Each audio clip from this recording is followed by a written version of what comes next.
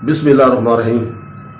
दोस्तों, बहनों, भाइयों, आज की हदीस है सही बुखारी की हदीस नंबर 200 से लेकर 202 तक। हदीस नंबर 200, साबित रजी अल्लाह ताला अन्हु कहते हैं कि अनस रजी अल्लाह ताला अन्हु कहते हैं कि नबी करीम सल्लल्लाहु अलैहि वसल्लम ने पानी मांगा और एक डब्बा मंगवाया जिसकी बुनियाद चौड़ी थी और इतनी गहराई ना थी जिसमें थोड़ी मुख्तार में पानी था।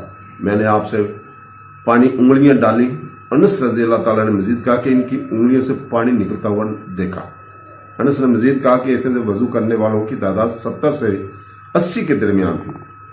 हदीस नंबर 201, अनस रजी अल्लाह ताला ने कहते हैं कि नबी करीम सल्लल्लाहु अलैहि वसल्लम 1 साल 5 मद तक पानी से गुस्ल करते थे और 1 मद पानी से वजू करते थे। तो हदीस नंबर 202 में अब्दुल्ला बिन उमर रजी अल्लाह ताला अन्हु से रवायत है कि साद बिन अबी वकास रजी अल्लाह ताला कहते हैं कि नबी करीम सल्लल्लाहु अलैहि वसल्लम ने अपने खफ मोटे कपड़े या चमड़े के मौजे पर गीले हाथ फेरे। अब्दुल्ला बिन उमर रजी अल्लाह ताला ने उमर रजी अल्लाह ताला से इसके बारे में पूछा।